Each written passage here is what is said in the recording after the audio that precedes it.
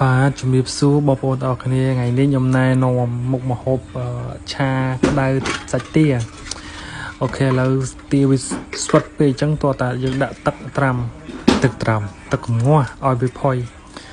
នេះសកម្មភាពយើងហាន់គ្រឿងគាត់តែឃើញអ្នកជំនាញមើលមិនធម្មតាទេអ្នកតកៅ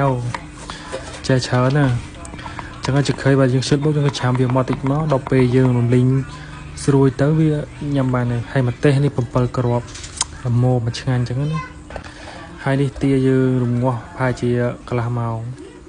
ដាក់និយាយទៅរងាស់ដល់អស់ទឹកហ្នឹងហ្មងនេះគឺយើងលាយគ្រឿងហើយ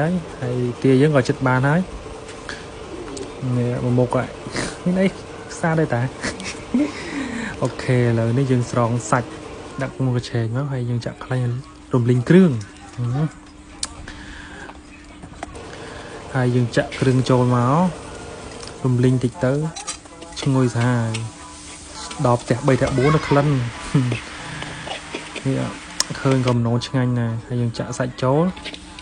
ការស្រេចហើយយើងក្លុកចុះក្លុកឡើងទៅ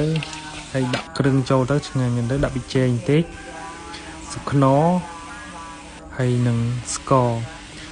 រយើងដាក់2ជំរាខ្ញុំចូលចិត្តផ្អែមអញ្ចឹងខ្ញុំដាក់ស្ករច្រើនតិចបានឆ្ងាញ់អូខេឥឡូវនេះយើងឆ្អិនហើយយើងដល់ពេលដែលយើងភ្លក់ជាយ៉ាខ្លីទៅគឺឆ្ងាញ់សាហាវណាស់និយាយមែនខ្ញុំមិននឹកស្មានថាខ្លួនឯងធ្វើម្ហូបឆ្ងាញ់យ៉ាងហ្នឹងនិយាយមែនណាចាំមើលទឹកមុខខ្ញុំនេះអូយជាតិសាហាវសំបីតាអ្នកផ្ទះគាត់ថាខ្ញុំប្រកែកធ្វើម្ហូបដែរ